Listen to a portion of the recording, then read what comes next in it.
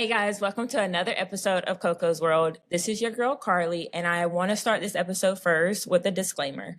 This episode is brought to each listener as a source to encourage self over and over again. We're not here to attack marriage. We're not glamorizing leaving. We are hoping to show women sometimes self-love requires courage, growth, and happiness comes after heartbreak, which is the truth behind the growth.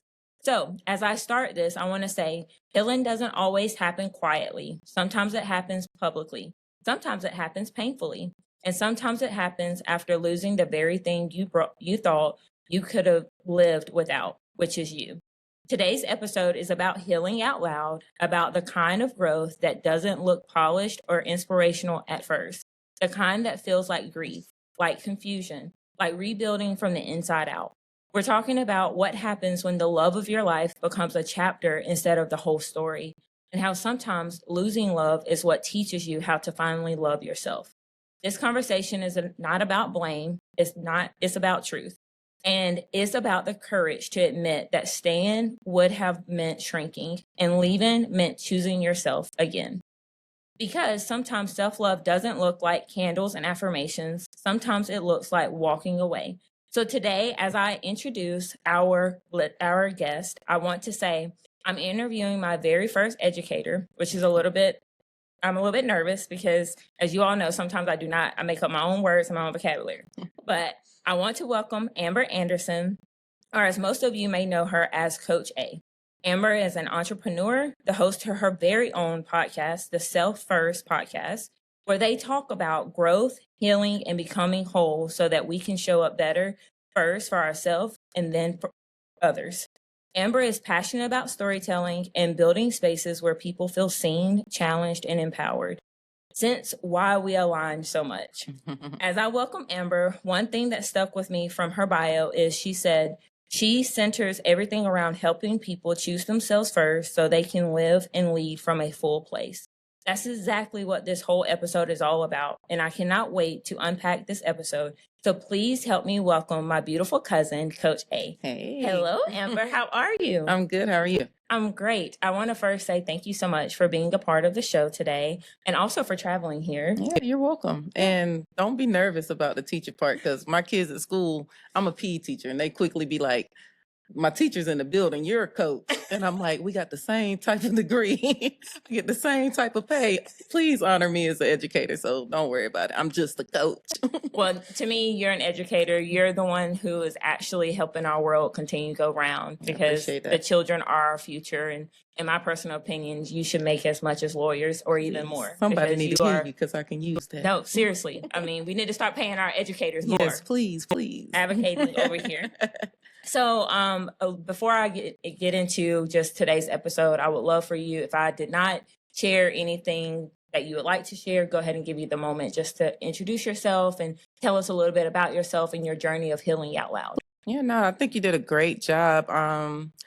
The journey is ongoing. As you said, that this is definitely not about glorifying leaving a marriage or anything like that. I still, to this day, struggle with the decision to dissolve my marriage. So it's more so about the ongoing discovery of self and becoming. And that's the journey that I've been on for the last 2 years, going on 3 now, wow. Getting close to 3 as far as since the separation happened. So I've been in a space of learning.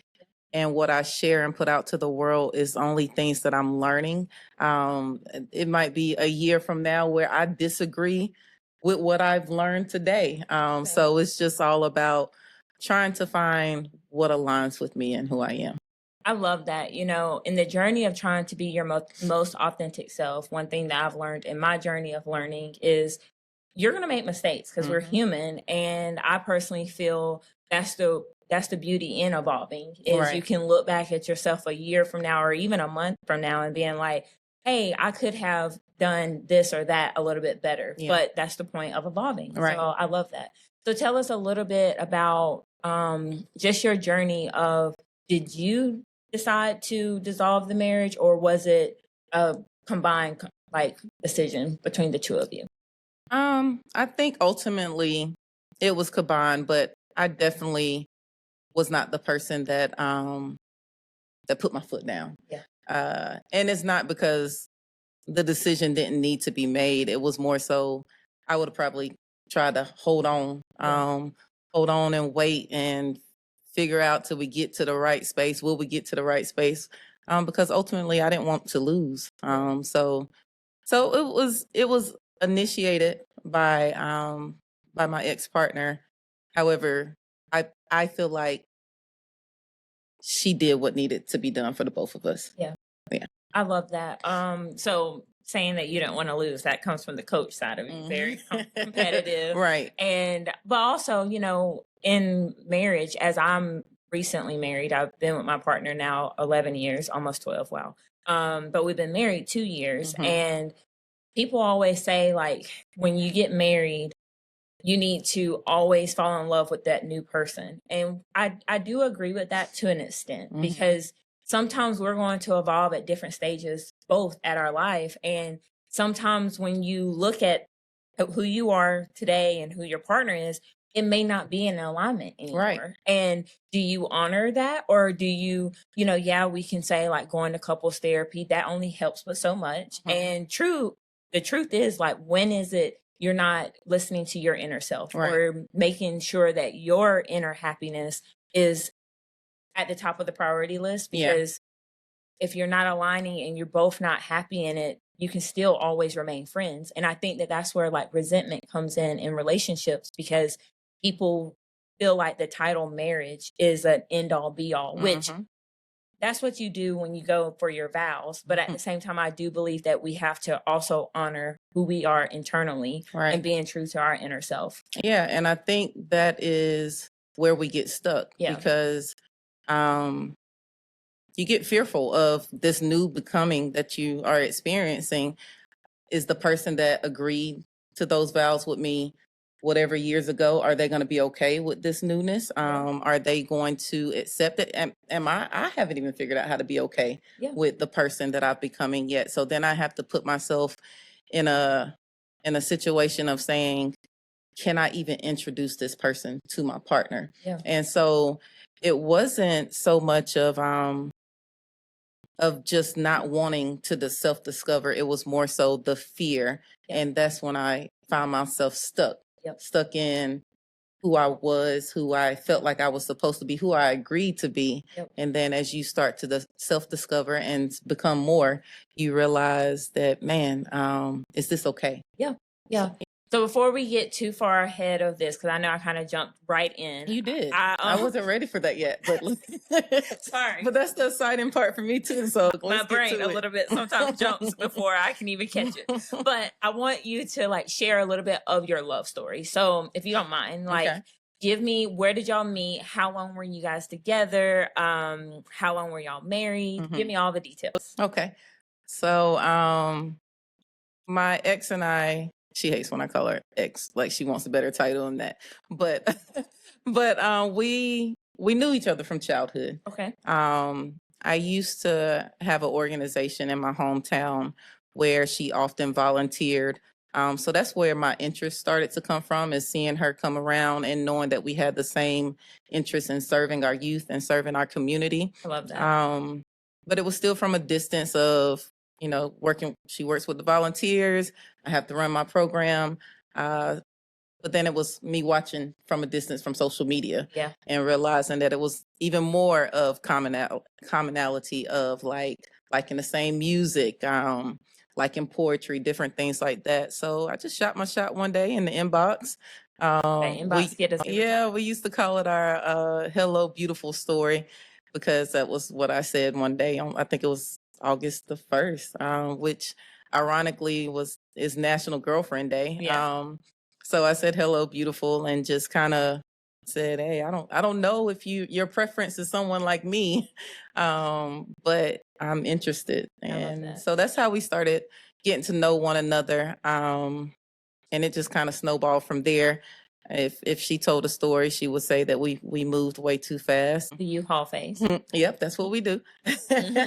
And so August started communicating. I think around October, November started to kind of introduce one another to family and her children, and then roll around to the following. Oh, ended up moving in together right before the end of the year, Okay. and engaged in July the following year. So we waited almost a year for engagement, but then we were engaged for 20 months. Okay. So things moved very fast in the beginning. However, slowed some things down, just making sure we were ready, and married in 2019. Okay.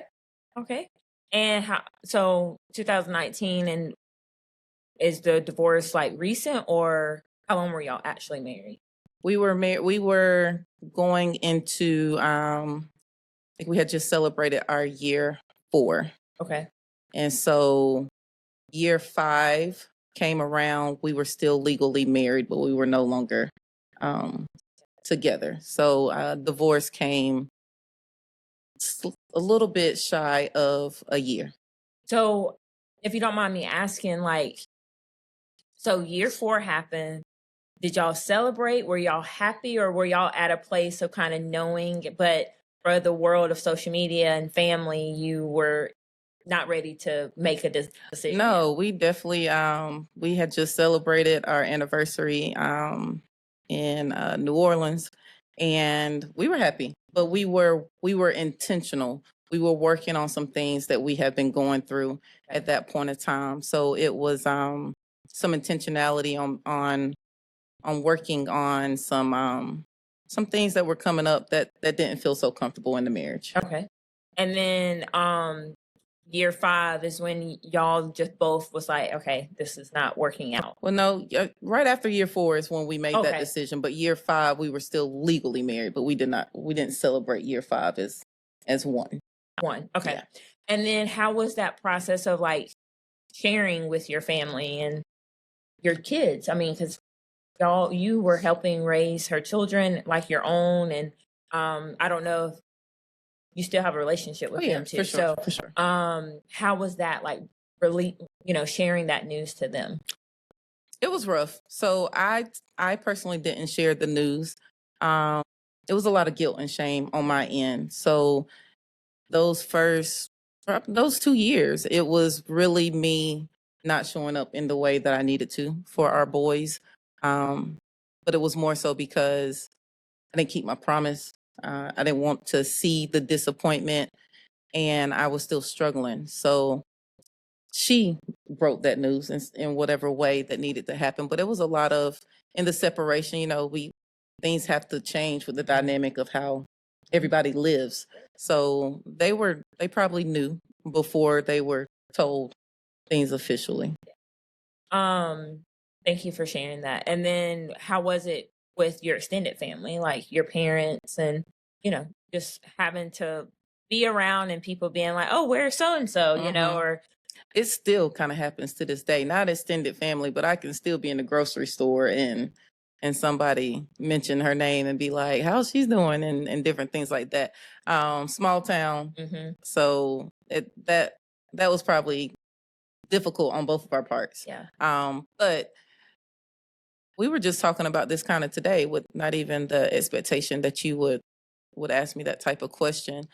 I feel like our families learned how to adjust to us. Yeah. So my family, they are for whatever Amber is for. Yeah. So if this is not where Amber is anymore, then we will maneuver. Yeah. And the same with her family as well. There's still love there from both parts. Her family still show love to me, and my mom still calls her daughter-in-law, different things like that. So the love is still there, but I believe our families are for what's best. Yeah.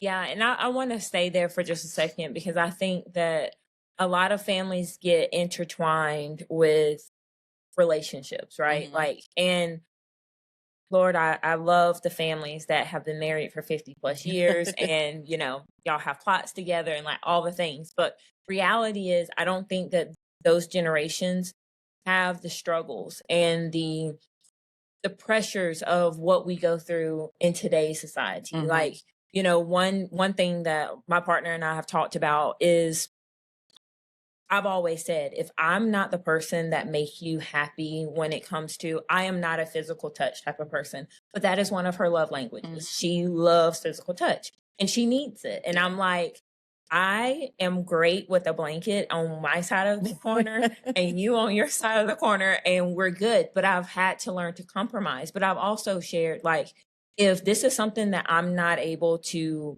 even compromise with, which I've learned to compromise, but I was like, I don't know if I'm going to be able to compromise because I'm not a physical touch person. I've never been this way.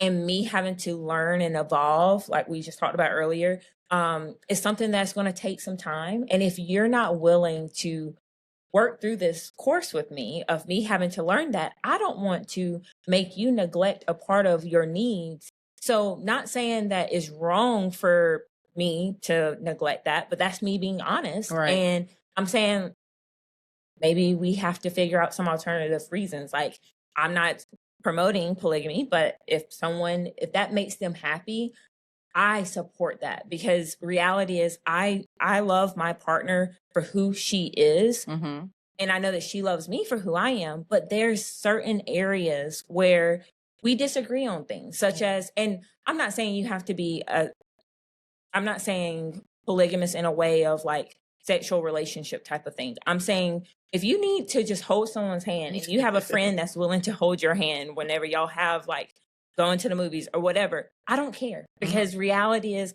that's filling your cup so that you can come back and we can be a very happy, harmonious couple. And that's one less hand holding I have to do.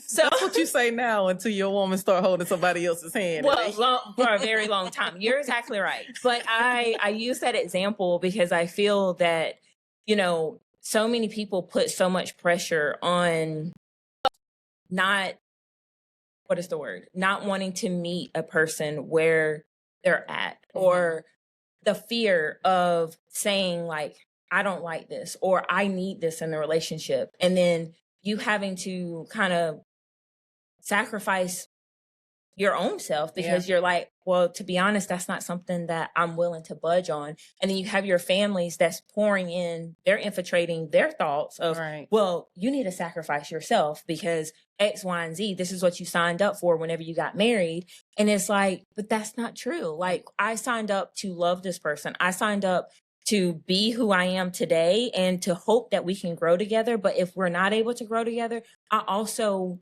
wish to set this person free because I want them to be ultimately happy. That's truly the goal, I feel like, when we're dating, right? So, let me back up. No, Shelby, please don't go holding people's hands. But if she needed something that I truly wasn't able to meet her at, my wish is I'm going to set you free. And doesn't mean that I want to go out here and be with somebody else. It just means that I'm not able to be who you need me to be in this season. And I don't want to hold you back from that. So I digress. This podcast is brought to you by MJW Photo Studio, a professional headshot and personal branding studio creating clean, high quality imagery for professionals and entrepreneurs. If you're ever interested in booking Michael for a professional headshot or company headshot, feel free to reach out at www.mjwphotos.com or through Instagram at mjwphotoclt. No, I definitely agree. And sometimes you just have to have that conversation. And sometimes that's the hardest part. Is having the conversation of, this doesn't come natural to me. Correct. And, the same thing was happening in my relationship as well. Different love languages. I'm physical touch all day. And Jaleesa could totally be okay with, like you said, snuggling up with herself. The way she sleeps in the bed don't fit my puzzle piece of the way that I sleep in the bed, and I could be over there feeling lonely and she could be knocked out. And it's just, that's what I need. That's what I feel like I need. I be trying to tell myself that's not what I need. And it's not fair to me to try to deny that in myself, but it's also not fair for me to expect from her what doesn't come so natural as well. So those conversations in our partnerships and our marriage, they need to happen, and we need to be honest about them so that we can really figure out, can I meet you halfway? And if I can't meet you halfway, is it okay?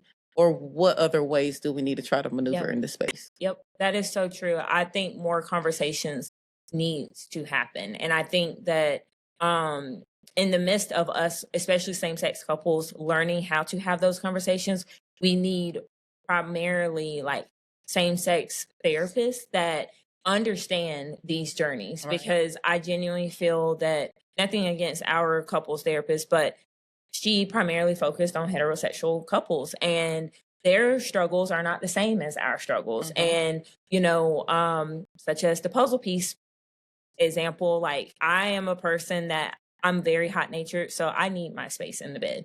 Shelby is very cold natured, and she's also physical touch, so she's like, why are you like all the way across the bed? And I'm like, I am very hot right now. There's nothing against you, and I'm okay watching this movie by myself. And she's like, but Carly, I feel neglected, and knowing how to just have those conversations and being transparent, but also having a safe space of knowing how to have those conversations. Because sometimes when you try to bring up a difficult conversation, one or the other party may become offended by what you're bringing up, or may feel as if you're rejecting them, when in reality, you're just trying to be vulnerable and trying to break some news that shouldn't be any news, but a lot of times it is like shocking to them. So who were you before marriage? So before marriage, I was definitely a lover of love. Okay. And for me, for my childhood, I had a great childhood, but I always had this dream that wasn't my truth. So grew up in a single parent home, always dreaming of having two parents. Always wanted to sit at the kitchen table in the evenings as a family and eat, but it's just me and my mom. So and mom's working second shift most of the time. So those things were things that I saw in my friend's home. So that was what I called my American dream. And also before marriage, like I said earlier, I had an organization for about 10 years where I served youth in my community. Probably about a couple hundred kids that came through my organization. So my goal was to give kids a safe space, save them from whatever they're going through in life and leading them in the right direction. So service is who I was before marriage, and hopeful of this dream, trying to want to one day fulfill this dream that I had in my head of what family can look like. Yeah. So who did you become after marriage? After marriage or after? Or like in the course of being married. Okay, so once we were married, who did I become? I would say I became a person that's trying to fulfill my dream. Okay. That childhood dream. And then I also was that same person trying to save people in my community. I went into a marriage probably trying to do the same thing, which was probably my first misstep. Yeah. For both of them. Going into a marriage where I am committing my life to someone else, but I'm navigating it in a way of trying to fulfill this dream that I have in my head of what family is supposed to look like, what life is supposed to look like with a wife and kids. And then going into a marriage with a woman who had been a single mom of two for quite a while, I thought I was what they needed. Yeah. So I had like this savior complex, and I didn't realize that so much then. I realize it now, looking back, and that was my fault of going into what was supposed to be something for us, and I made it something for me. Yeah. Yeah. Can you elaborate a little bit more about that? Like, how did you define that as something for you versus y'all as a dynamic? Because when I realized that my fluffy old fairy tale dream isn't truly reality, I spent time in my marriage probably grieving what I thought it was gonna be versus what it was. And that doesn't mean what it was bad. It just didn't fit my mold of what I wanted it to be. So again, I recognized I was going into my kids' life trying to be what I thought I was supposed to be for them versus what they needed me to be. Yeah. I went into my wife life thinking that I'm going to give you all the things that you can't do for yourself. Right. And the truth of the matter is she can do all those things for herself. Yeah. She didn't need me to save her. She just needed me to be her partner.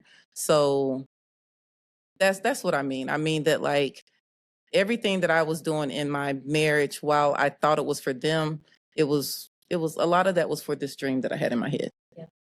I want to stay there for a second because you said a valid point of we all have fairy tales. Like, that's we dream about when we're kids, we dream about what we want to be when we grow up. Mhm. Then when we accomplish that goal, or we get close to being I feel like I'm not grown up yet, but I'm still trying to figure out what it is that I want to be. It's okay. When you get close to that goal, it's like, okay, now I have this idea of how I want my kids to grow up, and like the pressure, because it applies a ton of pressure of wanting this picture perfect dynamic. And I know, like, when Khalees, she's a sophomore in college now, but when we first adopted her, I wanted to eat dinner at the dinner table every night together. Like, that's a common dream that I share with you, is like, I grew up, my dad was a single dad, my mom was a single parent. They divorced when I was 5, separated when I was 3. So they both were always like just on the go, hustling, trying to make ends meet. And a lot of times my dad just picked up fast food because he was a single dad. Mhm. And my mom, she would cook, but a lot of times it was like, eat this so that you can go take a shower and go to bed. And she was doing laundry and all the other things. We actually never had time sitting down as a family to catch up. So one thing that I shared with Shelby is I was like, I want every single night, no matter how late it is, even if it's Chick-fil-A, we're sitting at the dinner table, we're going to at least talk and have intentional conversations and then go on about our day. And I started getting burned out because I was like, dang, like, Khalees is now in high school. She could care less about sitting down for dinner. She still would do it sometimes. And then Shelby, she was trying to finish up her chiropractic degree and was in and out of the house a lot because of the requirements there. And then I was working a lot of hours at that time, and we weren't aligned. And I felt like I was failing as a parent. And one day I sat down with them and I was like, I'm just not happy. And they both looked at me and they were like, what's wrong? And I said, I just feel like the American dream, or my envision of having a family, we're not doing that. And Khalees looked at me and she was like, Carly, I have a roof over my head. We see each other every single day. You are there to pick me up from school, when before I was having to catch the bus and sometimes staying in the freezing cold or rain before I moved in. And personally, I'm living a dream. And Shelby was like, yeah, like, I'm happy. And I sat down and I was talking to my therapist, and she was like, Carly, you put this expectation on this false expectation on the table, when reality is your life and it's your family, and you guys can design the rules and the laws of how you want to do things.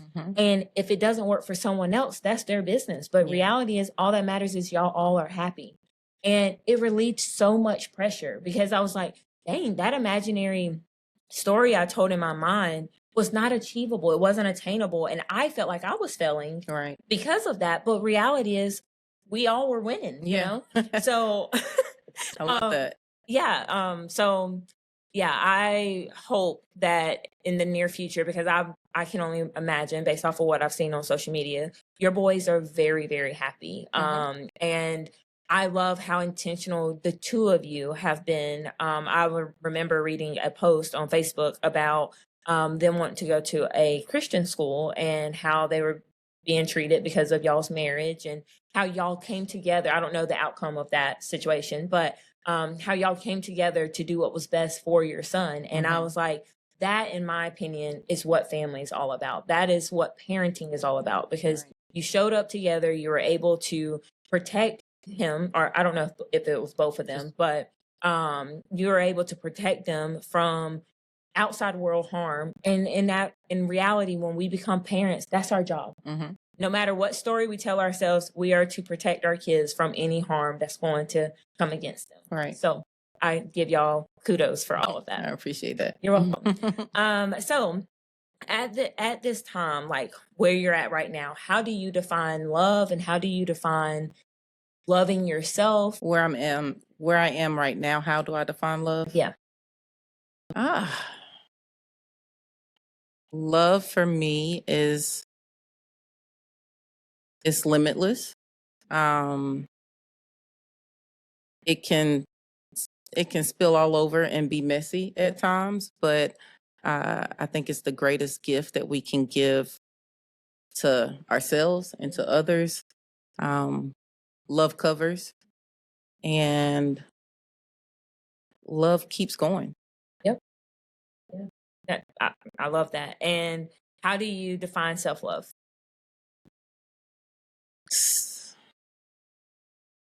So, my podcast is called Self First. And it comes from scripture for me. Yep. Scripture that talks about love the Lord God above all. But then it says, love your neighbors as you love yourself. And so for me, I feel like when I learned that scripture as a kid, it was all about loving my neighbors. And then it hit me one moment as an adult, and I'm like, but it says, as I love myself. So if I don't do a great job at loving myself, then how can I do a good job at loving others? Yes. So for me, self-love is being the center of your life. Yeah. Not putting somebody else at the center of your life, putting yourself at the center of your life and choosing you first. Because the only way that you can put out great love is to give great love to yourself. Yeah. I absolutely love that. I'm going to have to remember this moment in the podcast because I want to replay this over and over and over, because I've shared with so many people, especially moms, that for them to show up as their best self for their kids, they have to pour into themselves. Right. It's a non-negotiable. Like if you're spilling over from an empty cup, all you're providing is continuing emptiness. So thank you for reiterating that. And also thank you for connecting it with scripture, because I am very spiritual. Obviously, we grew up in a very small town. And one thing that I'm so grateful for is the small church that I grew up in, because I was able to truly learn the dynamics of, I feel, what the Bible wants us to know. It's a guide for us to operate our life every single day. So thank you also for sharing that. You're welcome. So looking back, were there parts of yourself that you felt like you had to keep silent to protect the peace of your family and your dynamic? Or yeah, so a big part of my of why we did a lot of therapy at times in our marriage is my struggle with parenting and mothering as a step parent. And I silenced that a lot until I didn't silence it much. But going back to what I said earlier about my dream, I've always wanted to mother for as long as I can remember. When I was 17, I had my IBM desktop computer, and I went on there trying to find a foster baby and asked my mama, can she go get me a foster baby, because I love that. I want to be a mom. So I've always wanted to mother, and I've always wanted to have my own child as well. However, I went into a marriage, or I went into a relationship with someone who had children and didn't want any more. And so that was something that I chose, only me, chose to compromise that wanting for me, because I also felt like, I don't have to birth my own child to mother. Yep. So I went into my marriage as with my sons. I met them at 6 and 10. By the time that they knew that I was the person dating their mom, they were 7 and 11, but they were fairly young at the time. So I went in and everything was great. I was able to. I was the cool person that came around. Yeah. So it wasn't until they started to get a little older and you start to realize that, they've done a lot of life with their mom. So when it comes to being the person that they call when there's something going on, they're gonna call their mom that they've done the last 7 and 11 years with, or at the time that they might have been older. And step parenting is a beautiful thing.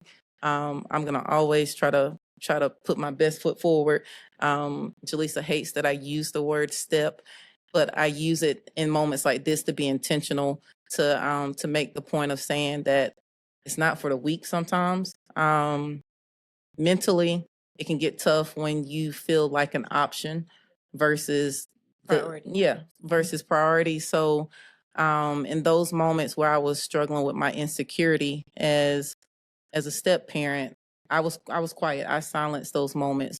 But now I'm able to reflect and know that, like, again, we talked about false expectations. It's nothing that my kids did to make me feel like I wasn't worth it. Right. It was what I told myself in my head when they went to mom, when they didn't always think about me on certain holidays. So I've learned to work on my value and knowing that my value isn't wrapped up in what others see me as. I had worth because I chose them and I Yep. chose to show up for them every day. Yep. My worth didn't lie in what they returned. Yep. So so that was a big part. And the first time that we chose to go to therapy was because I struggled Yep. in that area. Yeah. Thank you for sharing that.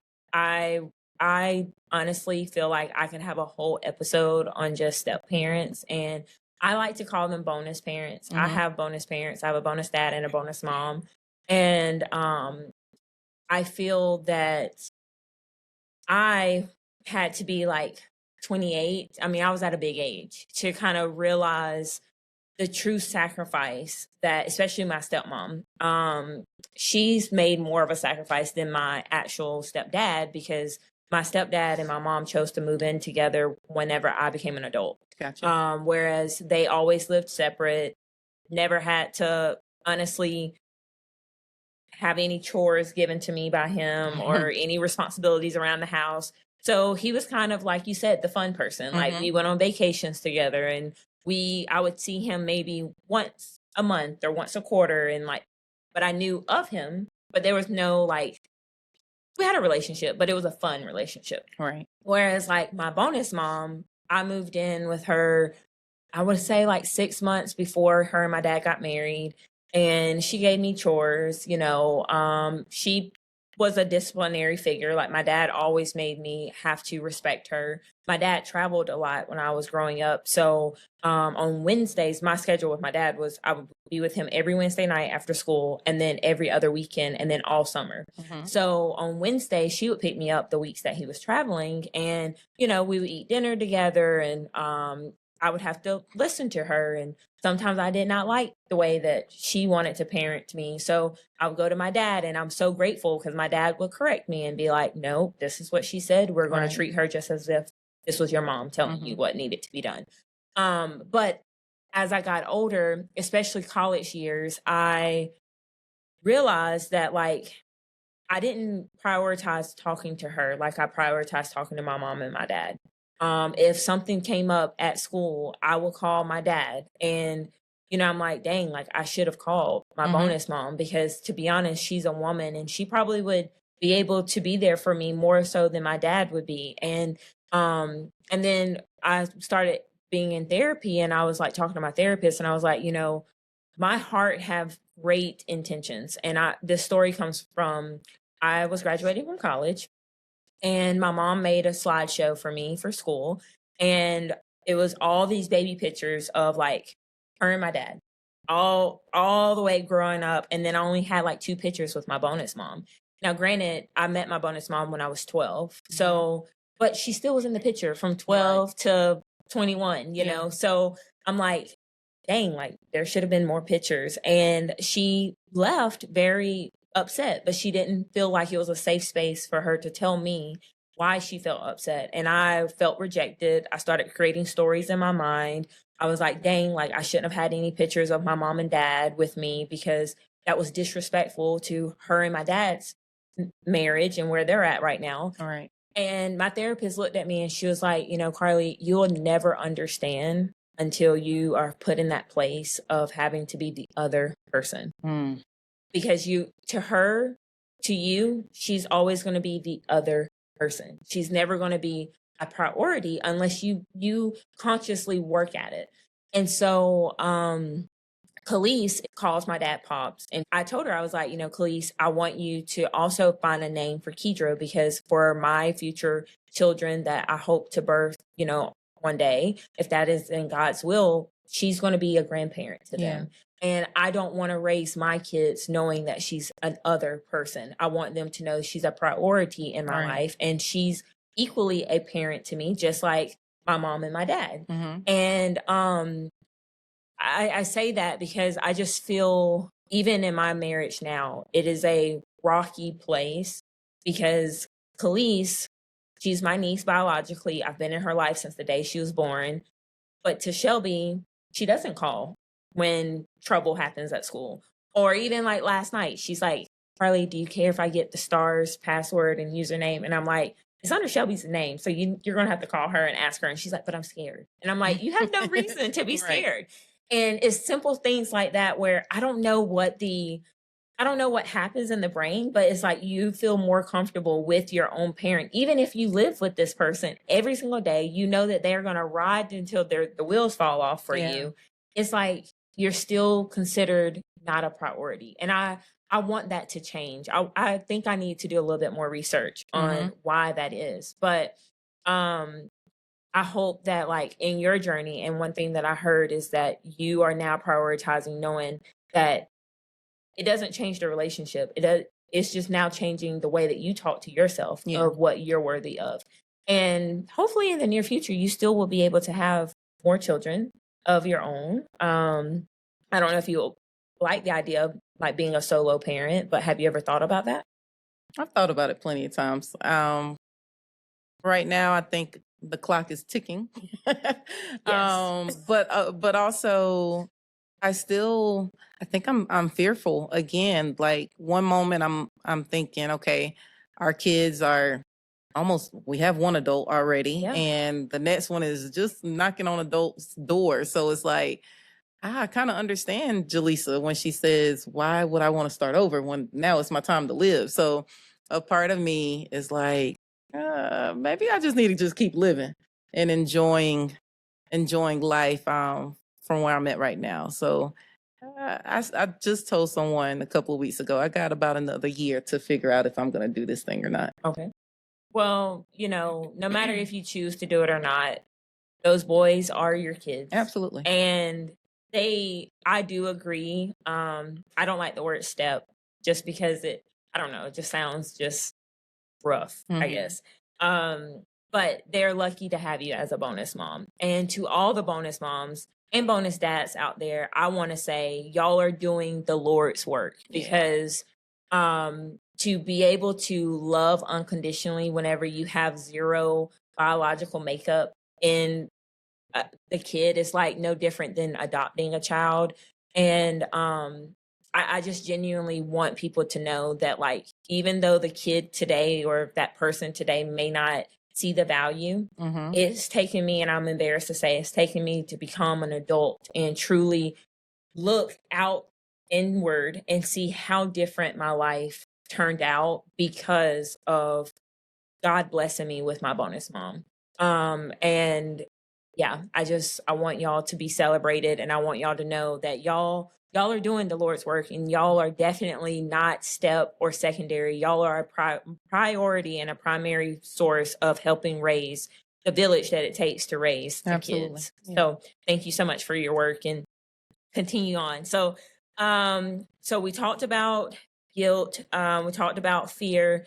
Do you think these areas of guilt, silencing yourself, fear of the unknown, of just speaking out what you need as a partner to your partner, do you think that this is a common issue in just primary or same-sex relationships, or in all relationships?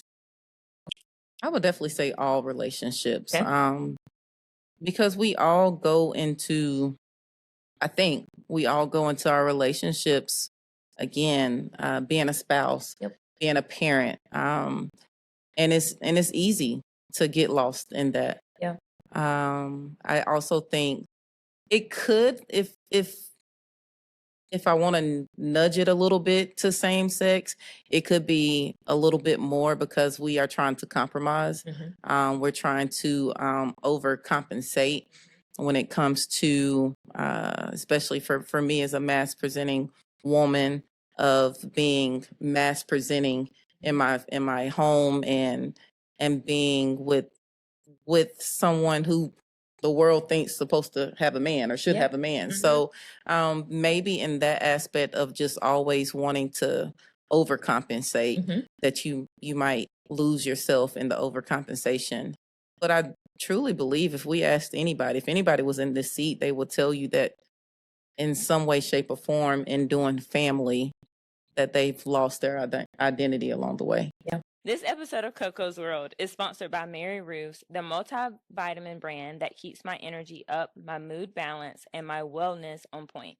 Listen, life be lifing, as we all know, and I need something that supports me from the inside out. Mary Roofs is clean, vegan, easy on the stomach, and honestly tastes better than any vitamin I've ever had. Whether you're juggling work, family, routines, dancing, such as a person like myself, or just trying to keep your peace in this crazy world, Mary Roofs has something for you. Your health is your foundation, and Mary Roofs keeps mine strong. So if you're ready to feel more aligned, more energized, and more supported every day, check out Mary Roofs vitamins, because taking care of yourself is the real key to unlocking your power. And you know that's what KoKo's World is all about. You can find Mary Roofs in local grocery stores or stores like Target, Walmart, or even Amazon. Yeah, I see that often. And I don't know, why do you think that is? I think we get caught up in making other people the center of our world. I put up a post yesterday, and it basically was just talking about how when we reposition ourselves as people, it makes it uncomfortable for others, especially people that are close to us. When they're no longer the center of your world, when your world don't spin because their world is spinning.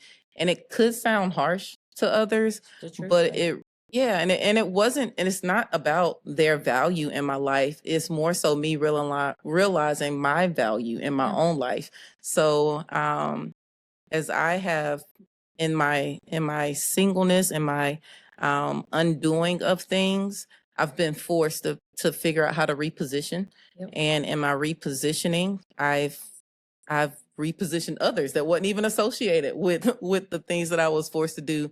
But it made me realize that, I need to position myself as the center of my world, and I can stop being so moved when things don't go my way, or when my kids don't respond the way I desire them to respond, or when my spouse doesn't have the same love language on that random Wednesday at 7:00 when I need it to be touched. I don't have to continue to define who I am in those moments, because they're not the person that I place at the center of my world. It's now me.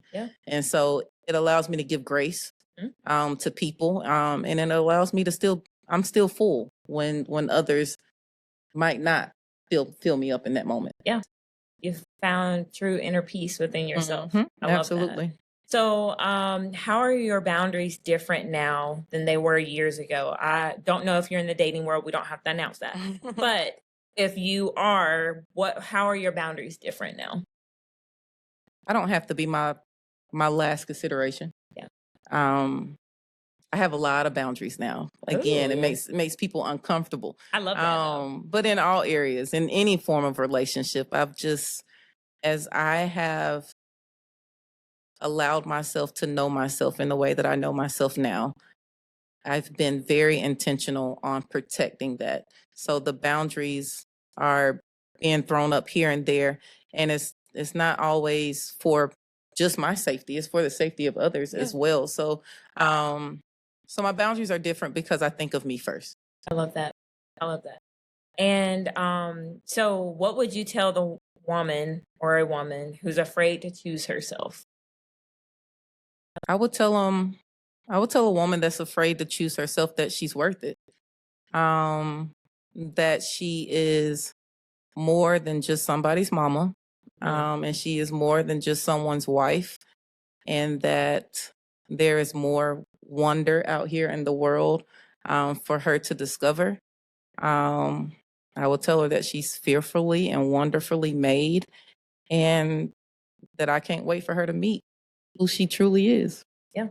The beauty of becoming is truly not just a quote that people say. It really is a true fulfilled feeling, you know? I'm going to share this last story and then we're going to wrap up. I became a mom very quickly out of the blue, and motherhood does not come with a manual.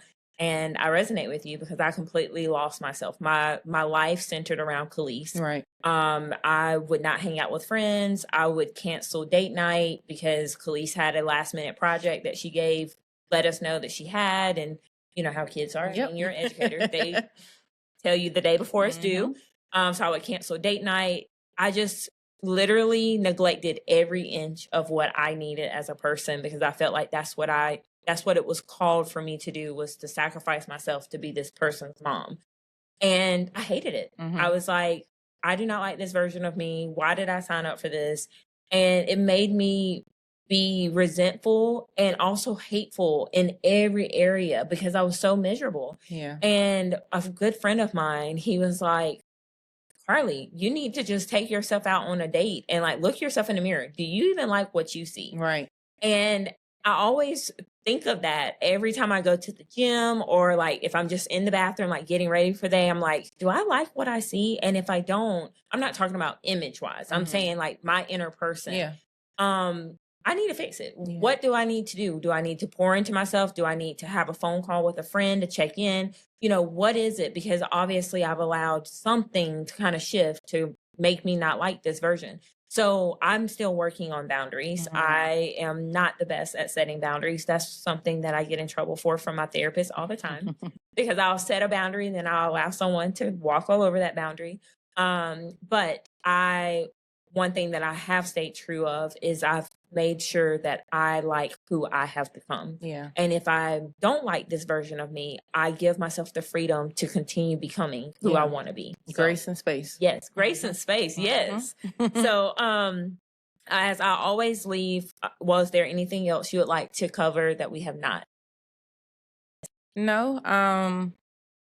You know, one of the questions that you gave me previously was, did it require me to lose love to find myself? Yes. And so I feel like that question is important because I don't know. Thank you for reminding me of that question. I read over it. No, I don't know if it required me to lose my love to find myself. What it required me to do, and this is what I would encourage married couples, is that it requires you to do the self-reflection and being honest with yourself about your lack, where you might be lacking, where you might be struggling, where you don't feel safe.